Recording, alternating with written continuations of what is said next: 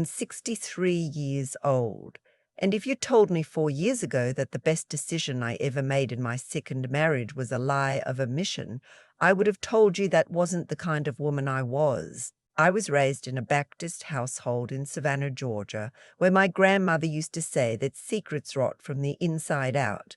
I believed that for most of my life. I don't anymore. And the reason I still have my restaurant, my building, my name above that door on Congress Street is because I kept my mouth shut at exactly the right time. So let me tell you what happened. My name is Loretta Beaumont. I'm 63 now, 59 when this story really begins. I've been in the restaurant business since I was 32 years old, which means I've been doing this for going on 3 decades. I didn't inherit money. I didn't marry into it.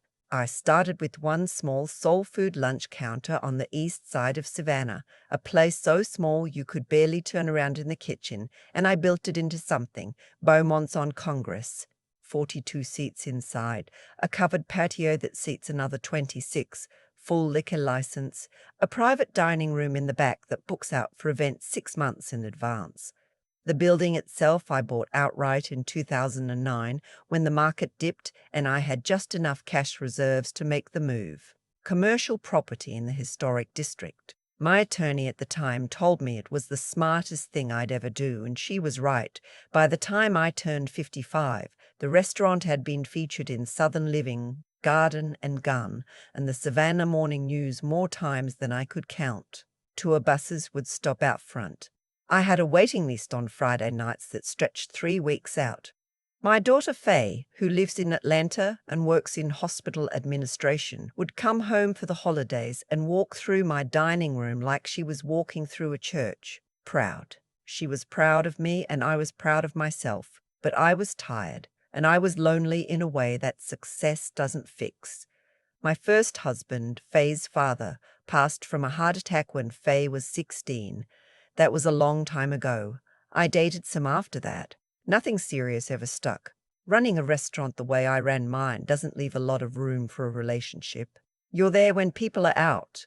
You're working when the rest of the world is celebrating. By the time I was 58, 59, Faye had her own family, her own life, and I was rattling around in the house I'd bought on Jones Street with 3 cats and a standing Friday night dinner reservation at my own restaurant because it was the only way I guaranteed myself a good meal that I didn't cook. That's when I met Howard. Howard Crane. 65 years old, recently widowed, silver-haired in that distinguished way that looks good on certain men and not others, and it looked good on him. He was a retired civil engineer, had spent 30 years with a firm out of Charleston, before retiring to Savannah to be closer to his son. He came into the restaurant on a Tuesday in October with a group from his neighborhood association, and he stayed after everyone left to compliment the shrimp and grits. He asked if I was the owner. I said yes. He asked if he could take me to dinner sometime, somewhere I didn't have to work. I laughed. I said I'd think about it. I said yes by the following Thursday. Howard was easy to be around. That's the only way I know to say it. After years of the restaurant consuming everything, being with someone who asked questions and actually listened to the answers felt almost foreign. He wanted to know how I'd gotten started. He wanted to hear about the early days, the lunch counter, the years when I wasn't sure the overhead was going to get covered. He seemed genuinely impressed. He'd bring me coffee in the mornings when I had early vendor calls. He learned my schedule without me asking him to. He remembered the name of my produce supplier and asked how things were going with him. I fell in love. I'm not going to dress that up. We dated for 14 months before he proposed. He proposed at Forsyth Park by the fountain in the spring, which is the most Savannah thing I can imagine.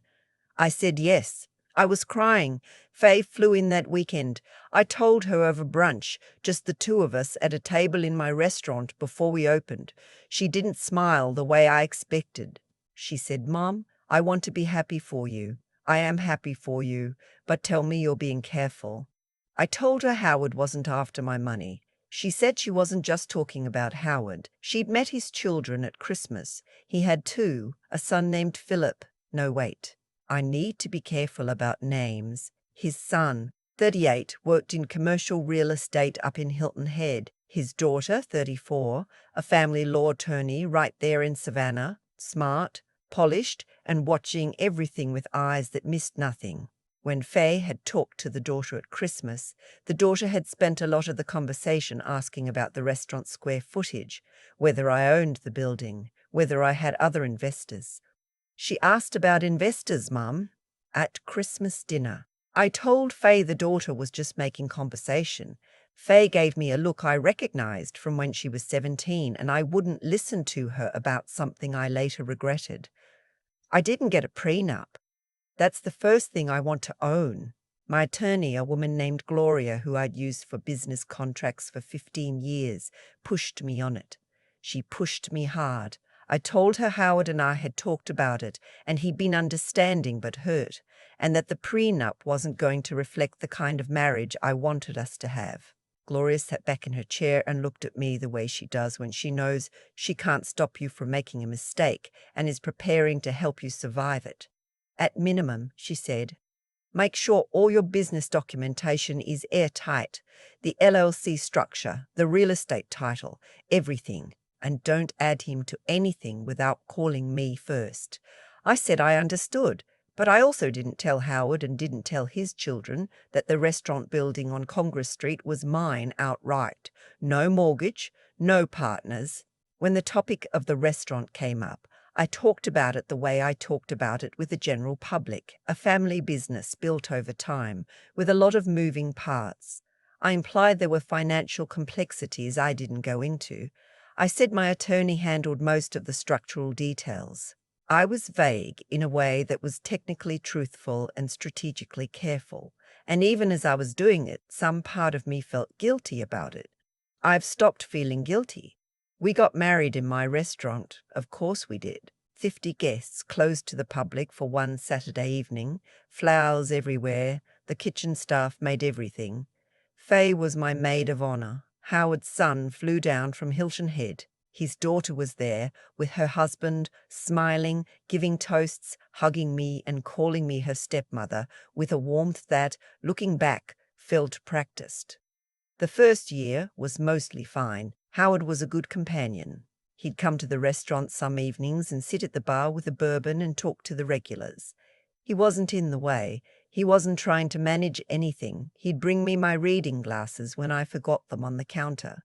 He remembered our anniversary. He was, by all outward appearances, exactly what I'd hoped for. But his son started calling more.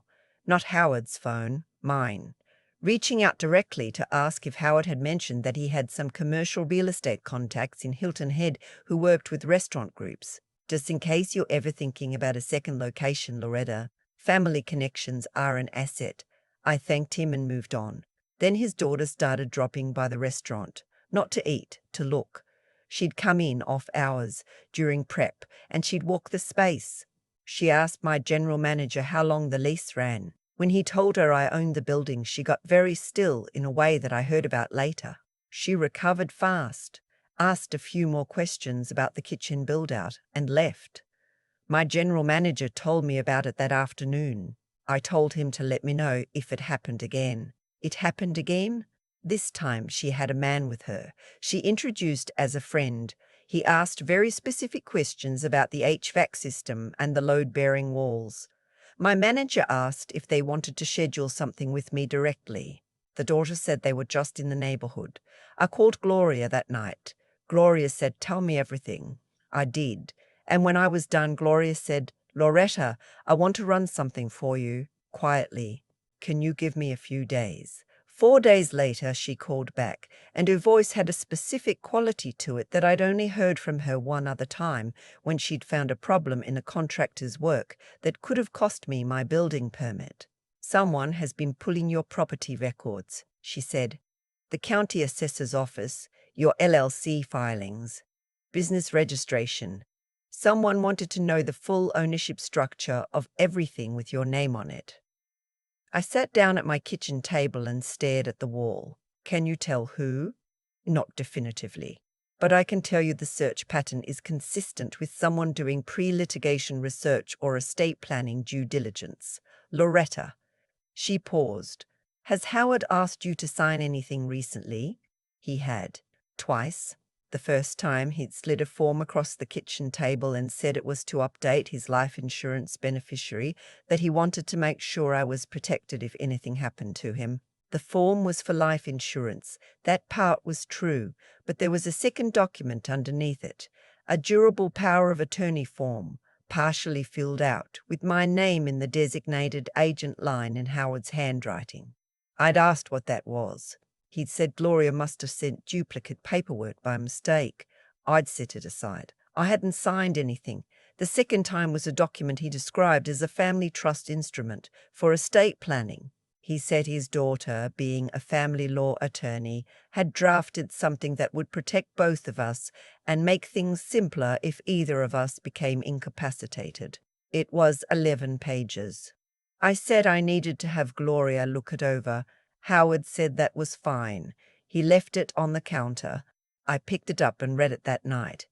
On page 7, there was language that would fold the restaurant's LLC into a joint family trust with Howard and his 2 children as co-trustees with equal management authority.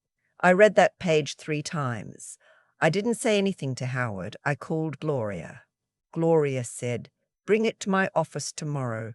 When I sat across from her the next morning, and she'd had 45 minutes with the document, she took her reading glasses off and set them on her desk. "This is not an estate planning document," she said. "This is a control mechanism. If you sign this, his daughter has co-equal authority over the operation and disposition of your restaurant and your building. She could vote to sell. She could vote to change the business structure. She would have legal standing to access your accounts for trust-related purposes." She slid the document back across to me. "I'd like to know who else has reviewed this." I told her I didn't know. I told her what I'd noticed with the property record searches, the visits to the restaurant, the questions about the building. Gloria looked at me for a long moment. Then she said, "I have a colleague, a private investigator. I've worked with her for years. Before you confront Howard, I think you should let her do some work." Her name was Yvette. She was thorough. She came back to me 3 weeks later with a folder that I still have in the back of my home safe, because I never want to forget what was in it. Howard's wife had passed 2 years before I met him. Complications after a stroke. What Yvette found was that in the 14 months before the wife's death, during which time the wife had been in declining cognitive health, Howard had transferred the family home out of joint ownership into his name alone. He had liquidated a joint brokerage account. He had taken out a loan against a rental property they owned together, a loan only in his name, the proceeds of which went into an account his wife had no access to. The wife's sister had filed a complaint with Adult Protective Services 6 months before the wife died. The complaint had been investigated and closed. Howard had had an attorney. That attorney was his daughter. She had drafted the power of attorney that gave Howard authority over his wife's finances during the period of the wife's cognitive decline. She had notarized documents that the wife's sister later claimed her sister didn't understand when she signed them. None of it had gone to court. The sister had pushed, hired her own attorney, sent letters, and then, after the wife's death and after Howard's attorney, his daughter, sent back responses that made clear how expensive and uncertain a legal fight would be, the sister had stopped. Howard had walked away from his wife's death with everything. His son had helped broker the sale of the rental property through his commercial real estate connections. His daughter had provided the legal infrastructure. They had done this before. They had done it together. They had a system, and now they were here, in my restaurant, asking about load-bearing walls. I did not fall apart. I want to say that clearly because I know myself, and I know that 10 years ago, or maybe even 5, I might have. But I am a woman who has been in a commercial kitchen at 5 in the morning and still managed a full dinner service when my head chef quit without notice, and when the walk-in went down during a heat wave in July, and when the city health inspector showed up on a Saturday during a private event. I have learned that falling apart is a luxury that owners cannot afford. You handle it. Then later, in private, you feel whatever you need to feel. I went home that evening, sat in my kitchen with a glass of sweet tea, and felt it. I cried for about 20 minutes. Not for the betrayal, not yet, but for the version of Howard I thought I'd married. The man who'd learned my produce supplier's name, the man who'd been at Forsyth Park with the ring. That man wasn't real, or wasn't all that was there, and mourning him felt necessary. Then I called Gloria back. I told her I wanted to do 3 things. First, I wanted every business document reviewed and any vulnerability locked down before I did anything else. Second, I wanted to contact Howard's late wife's sister. Third, I wanted this to end in a way that made sure they couldn't do this to anyone else. Gloria said, "This is going to be a process." I said, "I know, I've been patient before." It took 4 months. Gloria worked with a forensic accountant who went through every document Howard had ever slid in my direction, every form, everything he'd asked me to initial or review. We found a signature on a secondary insurance form that wasn't mine, a clear forgery, sloppy, like they hadn't expected scrutiny. We documented it. We found email communications between Howard and his son discussing the building's assessed value and the timeline for getting things restructured. We found a text from his daughter to Howard that said, and I am not paraphrasing, "She's not going to know what hit her until it's done." I also found the wife's sister. Her name was Connie, and she was living in Columbia, South Carolina. When I called her and told her who I was and why I was calling, she was silent for a long time. Then she said, "I've been waiting 2 years for someone to call me." We talked for 2 hours. What she told me about her sisters last year, I won't repeat in detail because it isn't my story to tell. But what I can say is that what Howard and his family had done to that woman who loved him, who trusted him, who was sick and confused and frightened, was something that I think about every time someone tells me I was wrong to keep secrets from my husband. I was not wrong. I planned the confrontation carefully. I'm a restaurateur. I know how to plan an event. I told Howard I wanted to host a dinner, small, intimate, a celebration of our 2nd anniversary coming up. His children, Faye, a few people I wanted him to meet. He was delighted. He thought things were going well. He thought I was still in the dark. I set it up in my private dining room, the one in the back of my restaurant, the one that books 6 months out. I had my best server working that night. I had the wine poured before anyone sat down. Howard arrived with his son and his daughter and the daughter's husband. Faye was already seated. So were the other guests.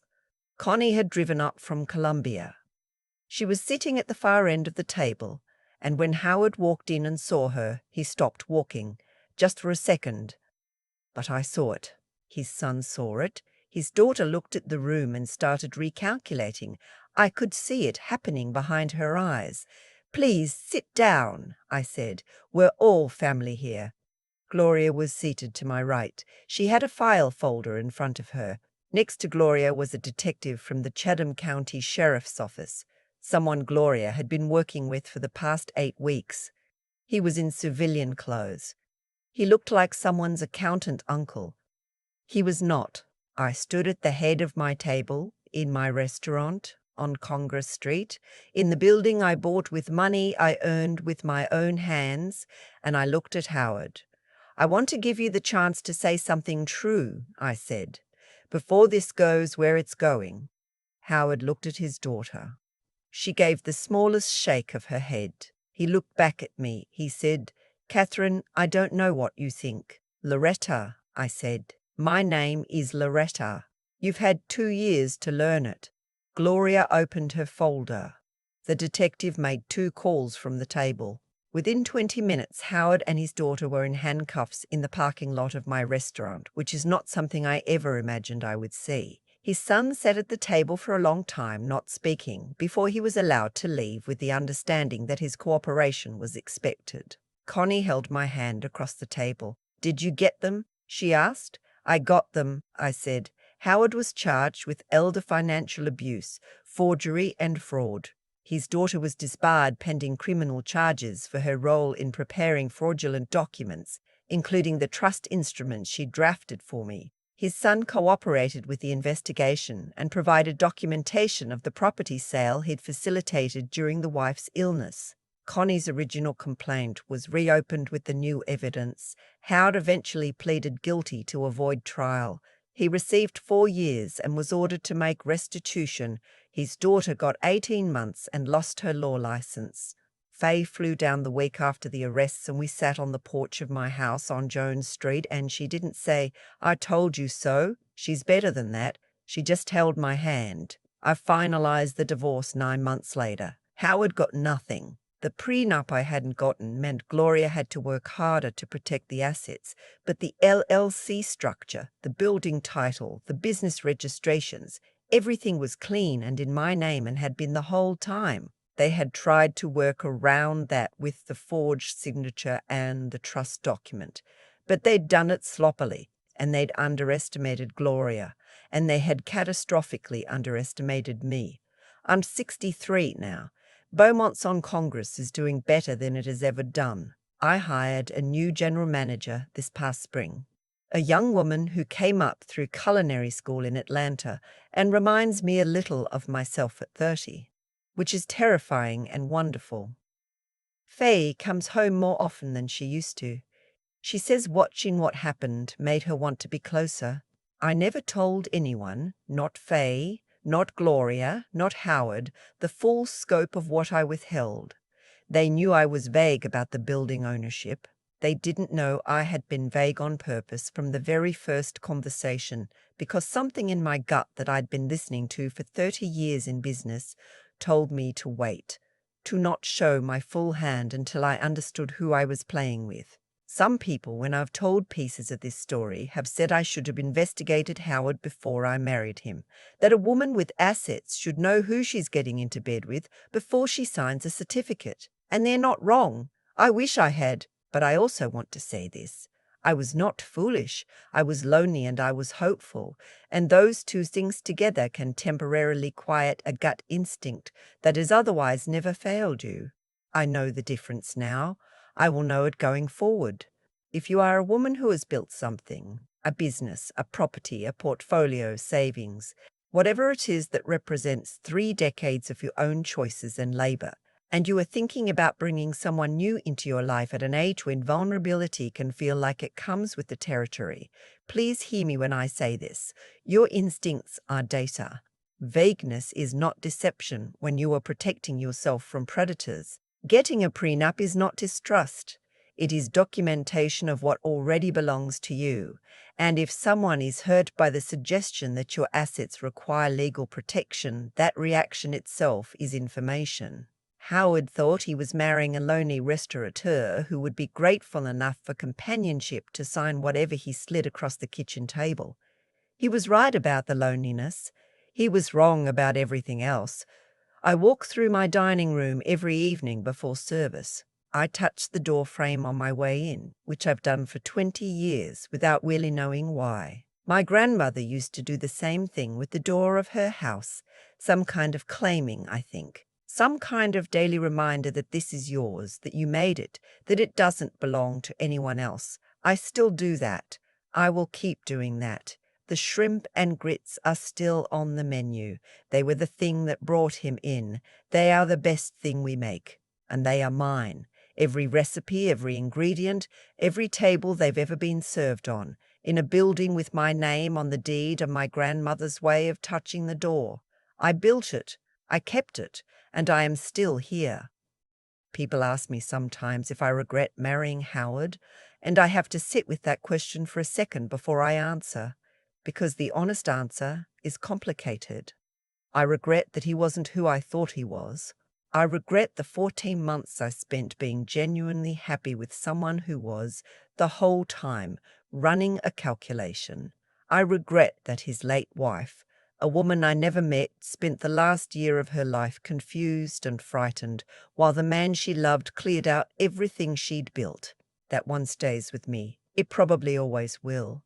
But do I regret the experience itself? No, because I learned something I couldn't have learned any other way. I learned that the instincts you develop over 30 years of running a business, reading people, noticing what doesn't add up, trusting the quiet alarm that goes off before you can even name why, those instincts don't retire when you do.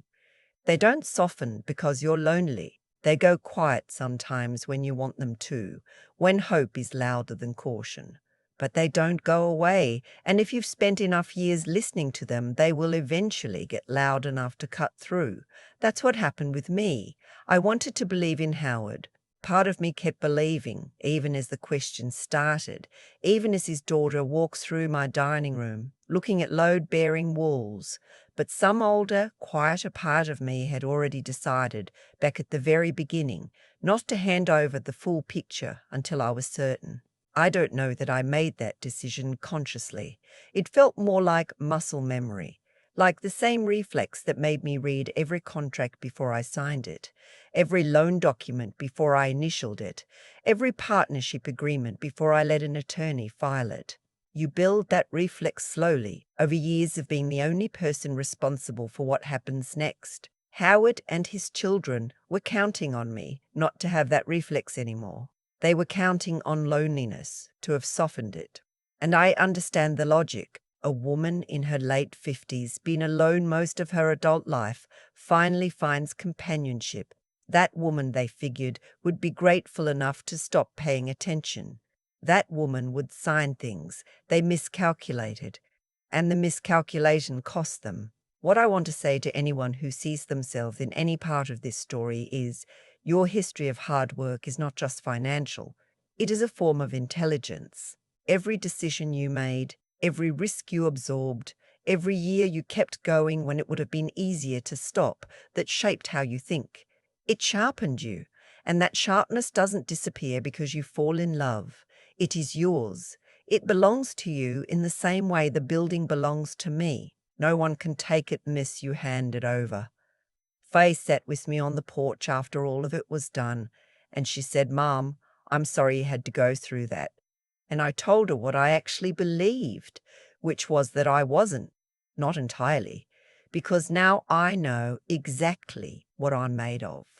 Connie knows it too. She called me last Thanksgiving to tell me the restitution payment had come through. She cried. I cried. We talked for an hour about her sister, about what it means to finally have someone believe you. That call was worth something Howard never understood. He thought what I had was a building and a business. What I actually have is 30 years of knowing exactly who I am. He couldn't touch it. He never had a chance.